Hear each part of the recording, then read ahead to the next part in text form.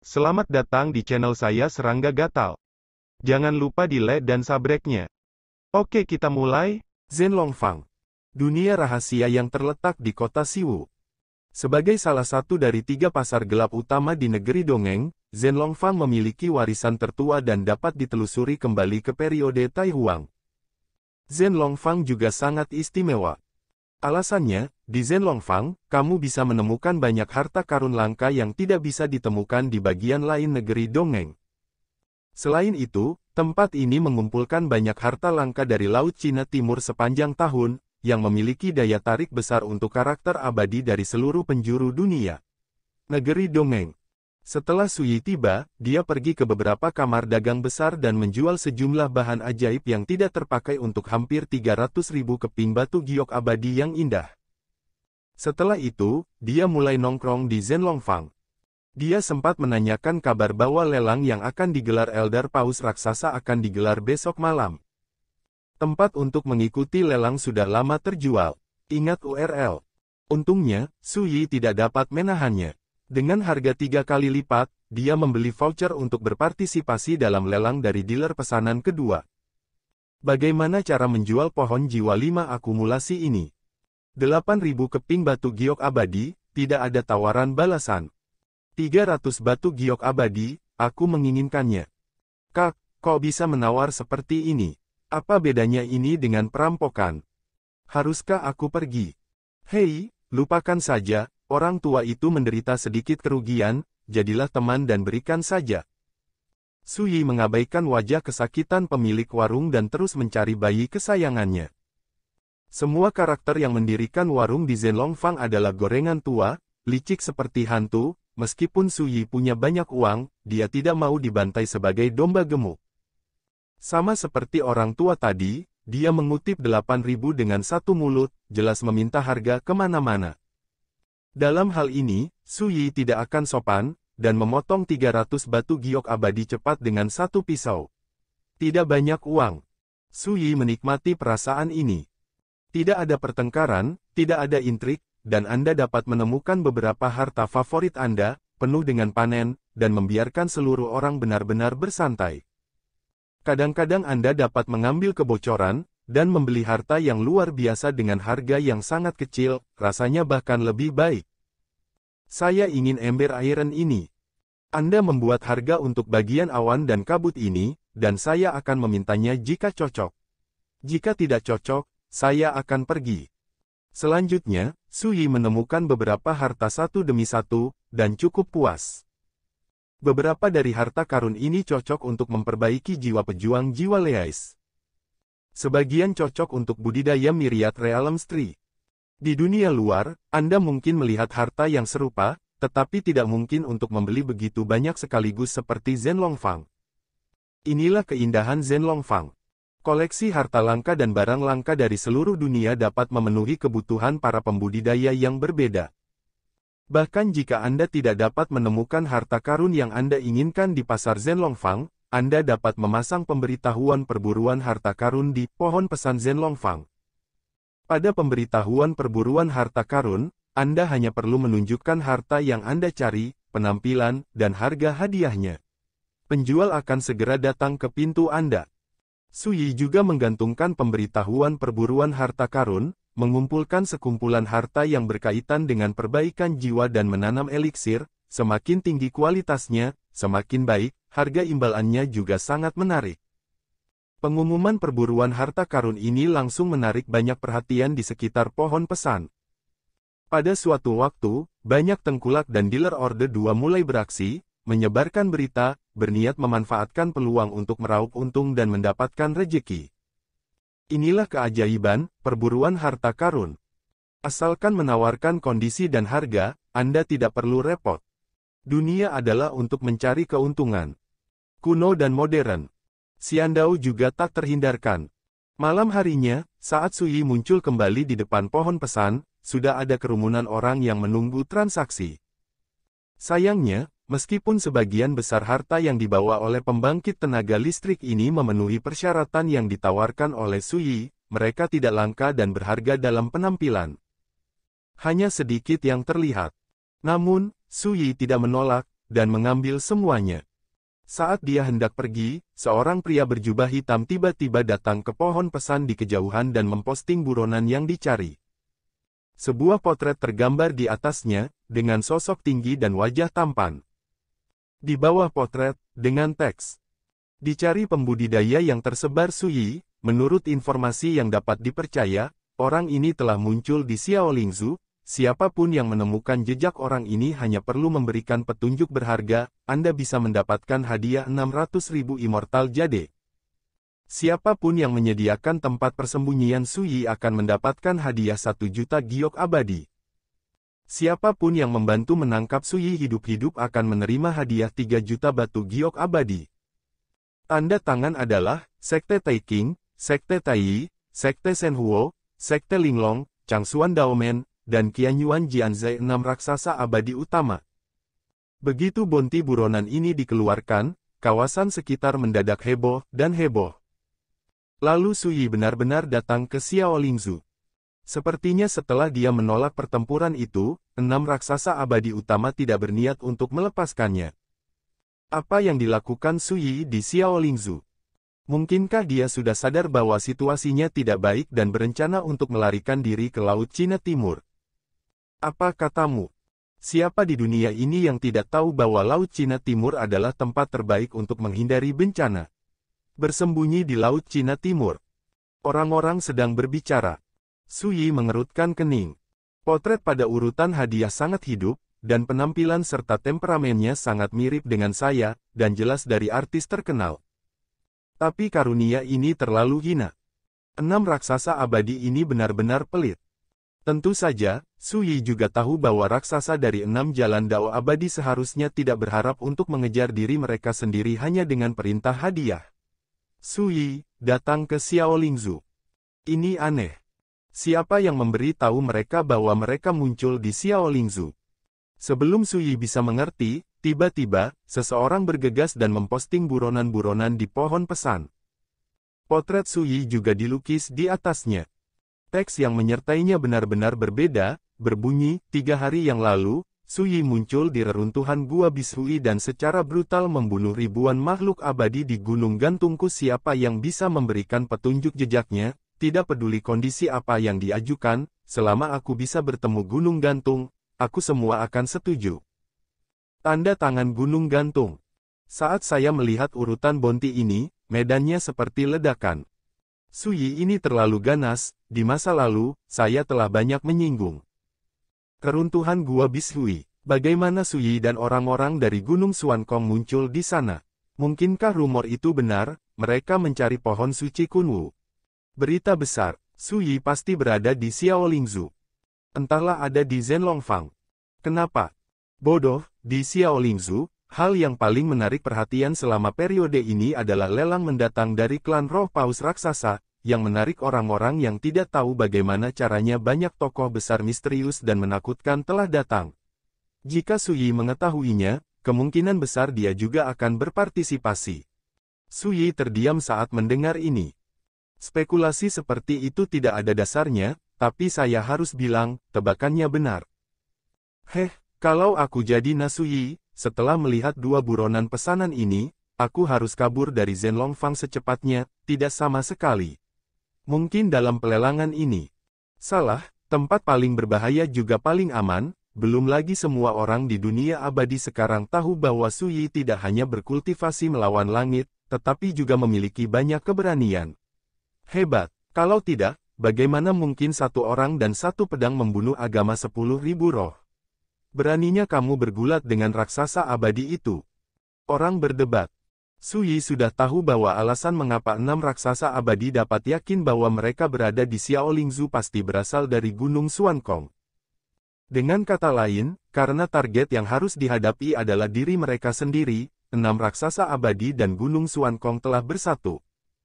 Namun, Gunung Xuankong jelas sengaja menyembunyikan berita, anak Dewa Qing Qiao, dan menganggap masalah itu sebagai rahasia dan tidak pernah membocorkannya. Sepertinya aku akan pergi ke Laut Cina Timur selanjutnya, dan aku pasti akan ditemukan oleh masalah itu. Suyi mengerutkan kening. Itu tidak masalah baginya. Laut Cina Timur dan tempat-tempat lainnya sangat luas, terutama di kedalaman Laut Cina Timur, masih banyak tempat misterius yang belum dijelajahi dan dipahami. Jika dia ingin tertidur, bahkan jika mantan musuh seperti Sue Xiaozi dan Jiang Taya dikirim secara langsung, dia tidak akan pernah bisa menemukan jejaknya. Dia, Su Yi ini sepertinya telah menjadi sasaran banyak orang. Akan jauh lebih sulit bagi kita untuk menangkapnya. Tiba-tiba, sebuah suara menarik perhatian Su Yi. Itu adalah seorang pria dengan pohon giok menghadap angin, mengenakan kemeja hitam yang disesuaikan, kulit putih, dengan sepasang mata phoenix merah yang mempesona, panjang dan sempit sebagai pisau. Di sampingnya, berdiri seorang wanita tua yang bersemangat. Wanita tua itu berpakaian sangat aneh, dengan rosario tulang seukuran kepalan tangan di lehernya dan tas kain abu-abu di punggungnya, sepasang mata segitiga cekung, tampak suram dan menakutkan. Ketika Su Yi melirik, wanita tua itu langsung mendongak. Untuk sesaat, seperti dilirik oleh ular berbisa yang ingin memilih seseorang, membuat Su Yi sedikit tidak nyaman. Untung semua ini hanya sesaat, wanita tua itu memandangnya dan menoleh ke belakang. Wanita tua itu membuka mulutnya, suaranya tajam dan serak, "Tuan muda, siapa yang akan membunuh rusa? Anda tidak dapat membuat kesimpulan gegabah sampai akhir." Pria berbaju hitam itu mengangguk dan berkata, "Itu benar, ayo pergi, mari kita pergi ke penginapan, kali ini jika kita bisa menemukannya di pelelangan itu. Lokasi reruntuhan Istana Naga." Sebelum kata-kata itu selesai, dia dan wanita tua itu sudah hanyut. Su Yi berdiri di sana dan tidak bergerak, tidak mencolok seperti orang yang lewat. Tapi Su Yi dengan jelas memperhatikan bahwa gumpalan kekuatan spiritual yang hampir mustahil untuk dideteksi diam-diam tertidur di dekatnya. Menonton setiap gerakanmu. Su Yi tidak peduli. Hati Su Yi pada dasarnya adalah hantu penyihir tua itu. Pria jangkung dan wanita tua berbaju sebelumnya, jelas seperti King Xiao, turun dari domain dewa ke alam abadi. Aneh, dalam waktu kurang dari sehari, saya bertemu dengan seorang yang diduga dewi dan seorang yang diduga berkarakter dewi, apakah mereka juga diarahkan pada relik Istana Naga yang datang? Pikir Su Yi. Berdiam sebentar, lalu berbalik. Dari awal hingga akhir, kekuatan spiritual aneh itu diam-diam mengikuti di belakang Su Yi seperti bayangan. Apakah benda tua itu menyadari sesuatu? Atau, apakah dia melihat beberapa kekurangan dalam diriku? Dalam perjalanan, Su Yi tampak berkeliaran, memikirkan hal-hal di dalam hatinya. Berjalan-jalan seperti ini, sesampainya di sebuah penginapan, tiba-tiba terdengar suara merdu. "Hei, kebetulan sekali, kita bertemu lagi, sesama Taois." Su Yi mengangkat matanya dan melihat sesosok anggun dan cantik berjalan keluar dari penginapan. Alis dan matanya indah dan vulgar, dan pakaian linen sederhana tidak bisa menyembunyikan sikapnya yang tiada taraf. Wanita inilah yang dicurigai sebagai dewi. Di sampingnya, pria agung mengikutinya. Pria itu juga sedikit terkejut saat melihat Su Yi. Su Yi berkata jika Yang Mulia juga ingin berpartisipasi dalam pelelangan klan roh paus raksasa, bukan suatu kebetulan bahwa Anda dan saya dapat bertemu di sini. Dia sedang menguji satu sama lain. Wanita berbaju linen itu mengangguk dan berkata, "Saya sangat ingin berpartisipasi dalam lelang ini, dan saya sangat tertarik dengan harta Istana Naga itu." Saat dia berbicara, dia mengubah kata-katanya dan dengan serius bertanya, "Sebelum Yang Mulia, apakah Anda menyinggung seseorang?" Su Yi tercengang dan berkata, "Bagaimana kamu mengatakan ini?" Wanita berbaju linen tidak menjawab, melainkan hanya mengingatkan dengan lembut, "Hati-hati dalam segala hal." Kemudian, dia berbalik dengan pria agung itu, dan sosok itu segera menghilang di jalan yang ramai. Sepertinya dia menyadari pemikiran spiritual aneh yang mengikutiku, jadi dia mengingatkanku seperti ini. Ketika Su Yi memikirkannya, dia secara tidak sengaja menemukan bahwa perasaan spiritual yang aneh telah hilang. Oh, wanita tua itu juga sangat waspada, mungkin karena dia mengenali identitas wanita berpakaian karung itu, dan memutuskan untuk berhenti. Su Yi mencibir dalam hatinya. Tanpa pikir panjang, dia masuk ke dalam penginapan dan memesan kamar. Jin Longfang, di depan booth. Seorang pria berbaju hitam sedang mengambil beberapa harta karun dari stan. Di sampingnya, wanita tua dengan rosario tulang putih tergantung di lehernya dan tas kain abu-abu tiba-tiba mengubah wajahnya dan berkata, anak itu benar-benar bermasalah. Pria berbaju itu menoleh dan bertanya, siapa yang kamu bicarakan? Wanita tua itu berkata, jangan sembunyikan Tuan Muda, sebelum pohon berita itu, ketika kita berbicara tentang penangkapan Suyi itu, ada seorang pemuda pria melirik kami. Itu membangkitkan kewaspadaan saya pada saat itu, jadi saya menggunakan teknik segel rahasia cermin untuk mengikuti pemuda itu sepanjang jalan dengan indera spiritual. Untuk beberapa saat, rasa dingin muncul di mata segitiganya, aku tidak menyangka, aku benar-benar menemukan masalah. Dewi Sining. Sining. Pria berbaju menyipitkan matanya, dia sebenarnya datang juga, sepertinya dia juga mengetahui berita peninggalan Istana Naga, dan ingin jelajahi keberadaan peninggalan Istana Naga. Wanita tua itu mengangguk dan berkata, nenek moyang Dewi Sining, Wan Liu Shenzun, adalah dewa dari dunia abadi, dan dia pasti memiliki banyak dan 9 rahasia kekacauan di tangannya. Rahasia terkait. Pria berbaju itu mengerutkan kening. Sining. Wanita ini juga merupakan sosok tiada taraf di domain dewa, tempat mereka berasal, dengan identitas khusus. Spesial, sangat sulit untuk dipusingkan. Sining telah muncul, saya khawatir ada banyak karakter seperti kita, yang juga telah mendengar berita itu. Pria berbaju itu berbisik, aku hanya tidak tahu berapa banyak orang yang tahu tentang 9 rahasia kekacauan di alam abadi. Waktu yang sama. Tapi dia tidak peduli. Puan muda, sepertinya si kecil menjadi sasaran pelayan tua di sebelah Qin Jiansu. Transmisi suara orang kuat. Pembantu itu bersenandung. Pria tampan itu berkata Qin Jiansu pasti datang ke reruntuhan Istana Naga. Dapat diduga bahwa lelang besok malam pasti akan menjadi sangat meriah. Wanita berbaju linen berkata baiklah. Melihat reaksinya yang begitu acuh, pria agung itu dengan bijak berhenti membicarakan topik ini.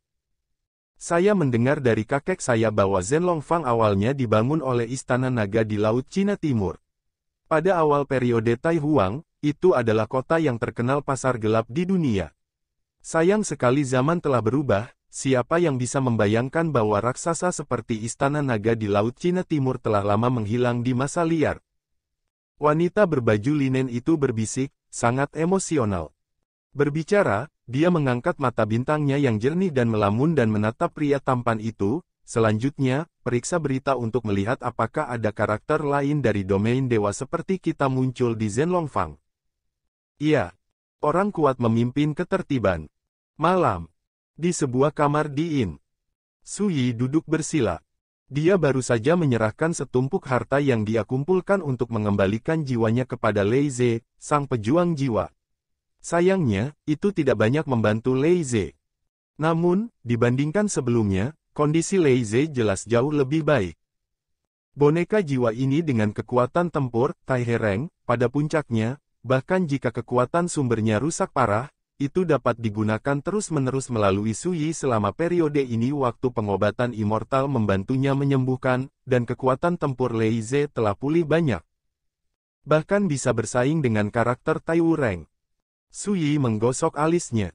Di ruang Immortal Essence di dalam tubuh, bibit Myriad Realm Tree yang telah tumbuh menjadi pohon kecil, mencabut beberapa cabang ramping, dan kabut kacau mengalir dan bergoyang. 3 kati Jiuyuan Senkuan dan sejumlah besar harta, tetapi hanya membiarkan pohon Myriad Realms mencabut beberapa cabang, tampaknya transformasi telah terjadi, tetapi itu belum banyak berubah. Tidak diragukan lagi, sulit bagi harta biasa untuk menumbuhkan Myriad Realms Tree dengan cepat. Namun, bagi saya, kekuatan pohon batas segudang sudah cukup. Jika Anda melawan musuh, Anda dapat terus-menerus mengubah posisi Anda antara 30.000 zang langit dan bumi dalam sekejap. Dan membuat orang tidak dapat mengunci sosokku. Jika digunakan untuk membunuh musuh, pasti bisa memberikan efek magis yang luar biasa. Suyi merenung sejenak. Lalu sebuah pikiran tiba-tiba muncul di hatinya, haruskah kita mengambil malam ini untuk mencari penyihir tua untuk menyelesaikan akun? Hari ini, wanita tua itu menggunakan akal ilahinya untuk melacaknya sejak lama, yang telah lama menyebabkan niat membunuh di hati Suyi. Berpikir sejenak, Suyi menolak gagasan itu. Hari ini, 6 raksasa abadi dan Gunung Xuankong berturut-turut mengeluarkan hadiah, yang menimbulkan sensasi di Zhenlongfang. Sekarang semua orang tahu bahwa dia telah muncul di Xiaolingzhu. Begitu dia bertindak gegabah, menyebabkan gangguan yang tidak terduga, dia ditakdirkan untuk menyebabkan banyak masalah baginya. Jika kamu diincar oleh para dewa dan dewi itu lagi, itu akan lebih merepotkan. Su Yi tidak akan cukup bodoh untuk mengambil inisiatif menimbulkan masalah bahkan jika dia tidak takut dengan semua ini. Baginya, periode waktu ini harus benar-benar sederhana, tidak menghalangi, dan melihat seberapa besar pergerakan badai ini pada akhirnya. Su Yi tahu lebih baik bahwa selama dia masih hidup, bagi para raksasa abadi itu, dia seperti pedang yang tergantung di atas kepalanya, membuat mereka tidak bisa tidur. Bukankah ini siksaan bagi musuh? Dalam analisis terakhir, kekuatan yang dia miliki sekarang sudah cukup untuk mengancam raksasa abadi saat ini. Tapi kalau jadi sasaran karakter Taijing, itu akan berbahaya. Kekuatan saya saat ini cukup untuk bersaing dengan karakter level Taiwu, bahkan jika saya bertemu karakter level Taihe, saya dapat mundur dengan aman, tetapi saya dapat bertemu karakter Taixuan. Lawan peringkat pasti lebih beruntung dan kurang beruntung. Tapi jika aku menginjakkan kaki di alam Raja Peri, semua ini akan berubah. Su Yi memutuskan bahwa setelah lelang selesai besok, dia akan pergi ke Laut Cina Timur, melompat keluar dari sangkar alam abadi, dan berkonsentrasi untuk mendapatkan kesempatan untuk membuktikan Raja Abadi. Pada saat itu, akan ada terobosan, memancing di laut saat ini, bunga bermekaran di langit. Keesokan harinya, Su Yi berkeliaran di sekitar Zhenlongfang lagi dan membeli beberapa harta, tetapi tidak ada yang langka, murni karena minat. Hingga malam, lelang yang ditunggu-tunggu itu dimulai di Zhexinglou, Zhenlongfang. Su Yi menghabiskan banyak uang kemarin untuk membeli voucher untuk berpartisipasi dalam lelang di dalam ruangan. Melalui jendela, Anda dapat melihat situasi lelang. Tak lama kemudian, pelelangan dimulai, dan suasana menjadi semarak.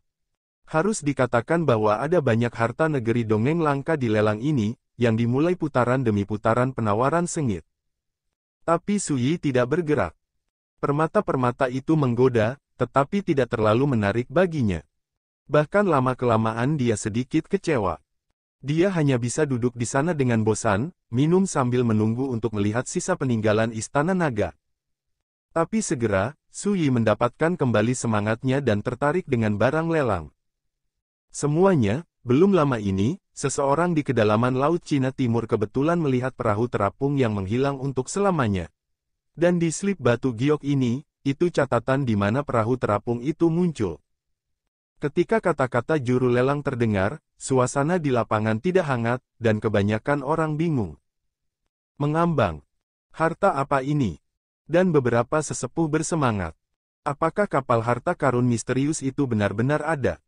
Dikatakan bahwa itu adalah harta paling misterius di era Tai Huang. Jika Anda bisa mendapatkan persetujuannya, Anda bisa memasuki gua misterius di era Tai Huang. Ya, saya juga pernah mendengar desas-desus ini, konon di masa liar, banyak master hebat Taijing mencari perahu apung.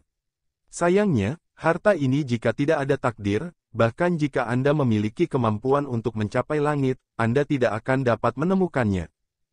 Rumor ini terlalu jauh, tidak ada yang benar-benar melihat perahu apung itu sedini era Xianyun, sehingga di era sekarang, mereka tahu ada sangat beberapa orang yang memiliki rumor ini. Siapa yang bisa yakin itu perahu terapung? Bagaimana perasaan saya bahwa rahasia ini tidak dapat diandalkan? Memang, di dunia sekarang ini, siapa yang bisa mengenali bahwa itu adalah perahu terapung yang hanya ada dalam legenda? Orang-orang berbicara. Bahkan tokoh-tokoh senior itu pun berangsur-angsur kehilangan minat. Jangan bicara apakah itu kapal terapung sungguhan, yang muncul di lelang ini hanyalah tempat munculnya kapal terapung. Bahkan jika saya mencarinya sekarang, perahu apung itu mungkin sudah lama hilang. Hanya Su Yi yang sangat bersemangat. Benar atau tidak, setidaknya ada kabar terkait kapal terapung tersebut. Pokoknya kali ini dia akan melakukan perjalanan ke Laut Cina Timur. Bukan untuk. Tentu saja, premisnya adalah potongan batu giok harus difoto terlebih dahulu. Sekian dulu dari Mimin. Terima kasih.